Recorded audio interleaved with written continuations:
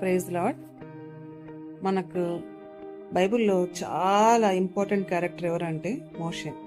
మోషే గురించి మనందరికీ తెలుసు కదండి. దేవుడు తను ఎంత అద్భుతంగా తన పుట్టుక నుంచి ఎంతగా తనను ఏర్పరచుకొని తన మరణం తప్పించి ఫరో ఇంట్లో తన రాజకుమారులాగా పెంచి తర్వాత ఇజ్రాయెల్ విడిపించడానికి దేవుడు తనను వాడుకొని తన ద్వారా ఇజ్రాయెల్ మధ్యలో ఎన్నో అద్భుత కార్యాలు, మహత్కార్యాలు, సూచక్రియలు జరిగించి ఇజ్రాయెల్ 40 సంవత్సరాలు ఎడారిలో కనాన్ దేశానికి తీసుకెళ్ళడానికి దేవుడు మోషేని ఎంతగా వాడుకున్నాడు. షినాయి కొండ దగ్గర దేవుడిని ముఖాముఖిగా చూసి దేవుడిచ్చి 10 ఆజ్ఞలు తీసుకొచ్చిన మోషే ఇంత గొప్పగా ఇజ్రాయెల్ మధ్యలో ఒక గొప్ప దైవజనుడిలాగా మోషే వాడబడ్డాడు.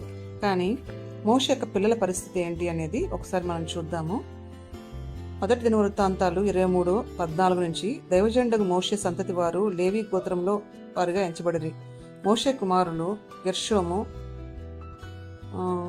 ఎలియేజరు. గెర్షోము కుమారుల్లో షెబూయేలు పెద్దవాడు, ఎలియేజరు కుమారులు రెహబ్యా అని పెద్దవాడు తప్ప మరి ఇతర కుమారులతో లేకపోతుంది. అయితే రెహబ్యాకు అనేక మంది కుమారులు ఉండేవి. సో ఇక్కడ ఏమని రాయబడిందంటే, ఇక్కడ వాళ్ళ గురించి మెన్షన్ చేయబడింది మోషే యొక్క సంతతి వాళ్ళని. దేవుడు మోషేని ఎంత గొప్పగా వాడుకుంటే అతని కుమారులు మాత్రం పెద్దగా హైలైట్ అవ్వలేదన్నమాట.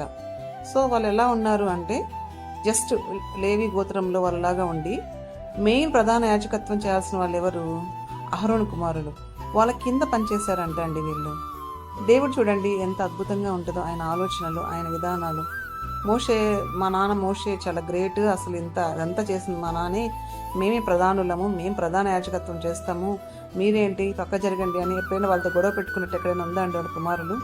వాళ్ళు ఎంతో హంబుల్గా దేవుడు వాళ్ళకి ఏ స్థానం ఇచ్చాడో, ఏ పని చేయమన్నాడో ఆ పనిలో వాళ్ళు ఎక్కడ కాన్ఫ్లిక్ట్స్ లేకుండా వాళ్ళు ప్రశాంతంగా వాళ్ళ పని వాళ్ళు చేసుకుంటూ ఈ అహరోను యొక్క ప్రధాన యాజకుల కింద వాళ్ళు కూడా యాజకత్వం చేస్తూ అంటే అంత హై పొజిషన్ కాకుండా నార్మల్గా వాళ్ళ లైఫ్ లీడ్ చేసినట్టు ఉంటుంది.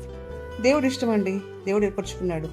కుమ్మరివాడు ఒక కొండని గణత కొడుకు వాడుకుంటాడు, ఇంకొక కొండని అంతే మామూలు దానికోసం ఆయన ఇష్టము, ఆయన ఏర్పరచుకున్నాడు, ఆయన వాడుకుంటాడు.